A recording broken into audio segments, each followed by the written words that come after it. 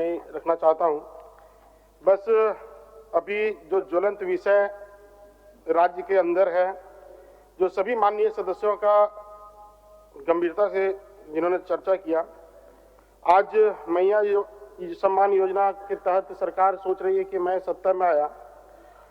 मैं बधाई देता हूं सरकार को, हेमंत सरकार पार्ट 2 को, कि आप बहुमत के साथ इस सदन में हैं। और जो वादे किए गए अध्यक्ष महोदय, ये वादे इनके 19 और 2024 की अगर बात करें तो दोनों में कोई भी अंतर नहीं है अध्यक्ष महोदय। ये मैनिफेस्टो है 19 का, ये झारखंड मुक्ति मोर्चा का मैनिफेस्टो अध्यक्ष महोदय, ये है 24 का मैनिफेस्टो।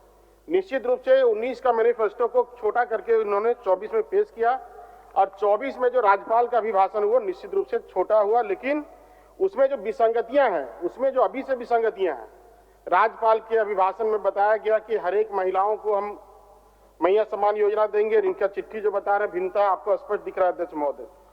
इन्होंने 19 में भी जो कहा था कि मैं हर एक युवाओं को नौकरी दूंगा, और हर एक युवा को जिसको नौकरी नहीं दे पाएंगे हम उनको अध्यक्ष महोदय पेंशन देंगे, 5,000 रुपये और 7,500 रुपये ये प्रोत्साहन राशि देंगे अध्यक्ष महोदय। आज उनका क्या हुआ, इसमें आज कोई भी उल्लेख नहीं अध्यक्ष महोदय। आज इन्होंने फिर से कहा है कि मैं स्थानीय नीति बनाऊंगा, मैं नियोजन नीति बनाऊंगा और मैं रोजगार दूंगा अध्यक्ष महोदय। 19 का भी मैनिफेस्टो में था, 24 का भी मैनिफेस्टो में था, रिक्त पदों को भरे जाएंगे अध्यक्ष महोदय। लेकिन आज तक 5 साल में, पिछले 5 साल में कोई भी रिक्त नहीं पद भरे गए। और जितने आनंद फानंद में सीजीएल का रिजल्ट निकला अध्यक्ष महोदय, पिछले बार लोकतांत्रिक व्यवस्था से सभी विद्यार्थी अपनी मांगों को लेकर के धरना दे रहे थे, हजारीबाग हो, चाहे जमशेदपुर हो, चाहे दुमका हो, सभी क्षेत्रों में अध्यक्ष महोदय प्रशासन के माध्यम से इतनी बुरी तरह से उनकी पिटाई की गई अध्यक्ष महोदय। जब उनके पास प्रमाण है कि सीजीएल में गड़बड़ियां की गई है तो निश्चित रूप से सरकार अपने से नहीं, कम से कम सीबीआई के माध्यम से जांच करा ले कि वो नियुक्ति सही की गई है फिर गलत की गई है अध्यक्ष महोदय। ये आउटसोर्सिंग से जॉब दिलाते हैं, आउटसोर्सिंग से जो जॉब दिलाते हैं, जो निजीकरण के क्षेत्र में अपना कदम ये भी पीछे नहीं रख रहे हैं, आगे बढ़ाते जा रहे हैं। आज शिक्षा विभाग में निजीकरण किया जा रहा है अध्यक्ष महोदय, आज स्वास्थ्य विभाग में निजीकरण किया जा रहा है अध्यक्ष महोदय। दारू दुकान में बाहरी लोगों को रोजगार देके उसको भी रोजगार सृजन के नाम से जोड़ा जाता है अध्यक्ष महोदय।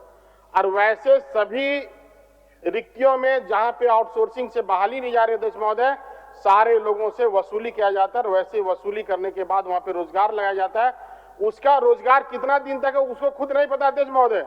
वो 2 दिन में हट जाते हैं, 2 महीने में हट जाते हैं, 6 महीने में हट जाते हैं, लेकिन बाहर की कंपनियां आकर के यहाँ पे उनसे दोहन कर रही है अध्यक्ष महोदय। इनके मैनिफेस्टो में एक बड़ा सुंदर सा बात आया था कि 25 करोड़ तक का टेंडर जो होगा हम स्थानीय लोगों को ही देंगे, 25 करोड़ तक का टेंडर हम स्थानीय लोगों को देंगे अध्यक्ष महोदय।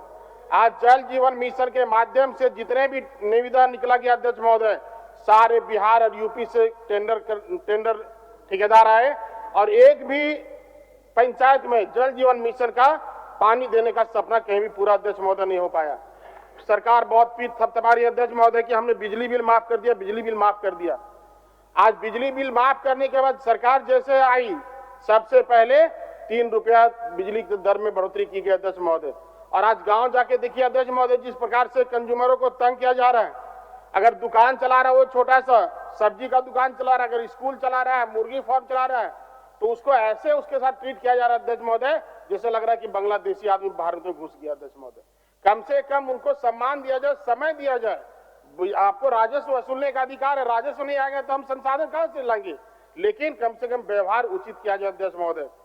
अध्यक्ष महोदय मैं आग्रह करना चाहता हूं कि पहले से एक विद्युतीकरण का योजना पहले से धरातल पर आया था, उसमें से बहुत सारे पावर सब स्टेशन सैंक्शन थे, बहुत सारे पावर ग्रिड सैंक्शन थे। किसानों के खेतों तक पानी देने की व्यवस्था सरकार के द्वारा की जा रही थी अध्यक्ष महोदय।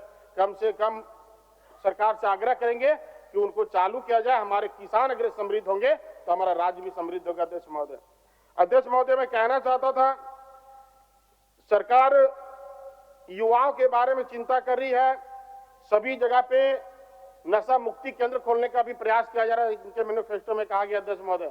मैं कहना चाह रहा हूं कि चतरा के माध्यम से, हजारीबाग के माध्यम से, रांची में जिस प्रकार से ड्राई नशा का उद्योग चाहे अफीम के रूप में हो,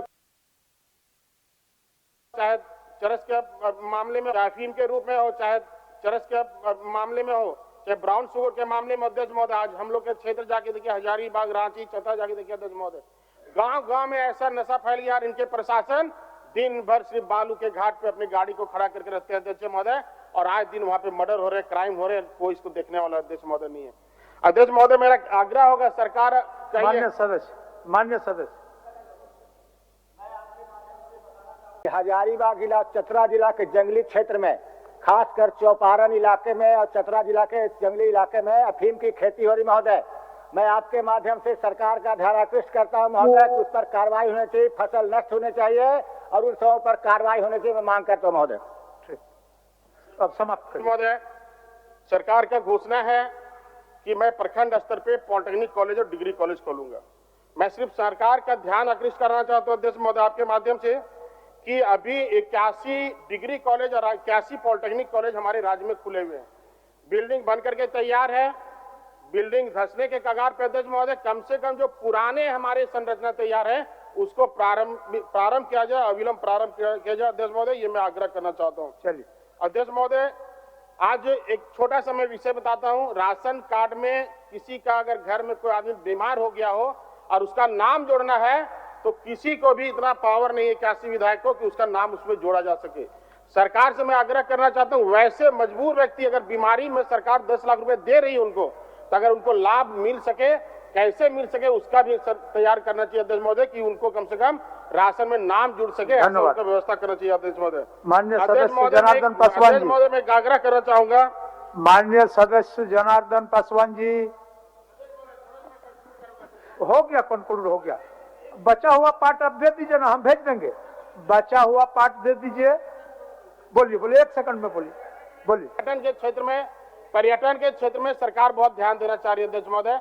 जिस प्रकार से सरकार के लोग भी हम लोगों को बताया यहाँ पे अध्यक्ष महोदय, आपको पता होगा अध्यक्ष महोदय, सूरजकुंड हमारे यहाँ बरकट्टा में एशिया में सबसे अधिक टेम्परेचर से खौलने वाली पानी वहां पे निकलती है अध्यक्ष महोदय। 86 डिग्री टेम्परेचर में खोलता है। मैं माननीय मंत्री जी से भी कल मिला था, पर्यटन मंत्री जी से, उनको निमंत्रण भी दिया है। 14 जनवरी से वहां मेला लगता है, बहुत बड़ा मेला लगता है अध्यक्ष महोदय, और 15 दिनों तक चलता है वो मेला। लेकिन अगर NH2 पे, सबसे बड़ी बात है अध्यक्ष महोदय, NH2 पे ही अवस्थित है वो, इतना राजस्व आ सकता है वहां से। अगर सरकार उस पर थोड़ा सा ध्यान दे दे, पर्यटन के क्षेत्र में थोड़ा सा और उसका विकास कर दिया जाए, तो निश्चित रूप से बहुत बड़ा पर्यटन का। धन्यवाद। बोलिए पासवान जी, माननीय श्री जनार्दन पासवान जी।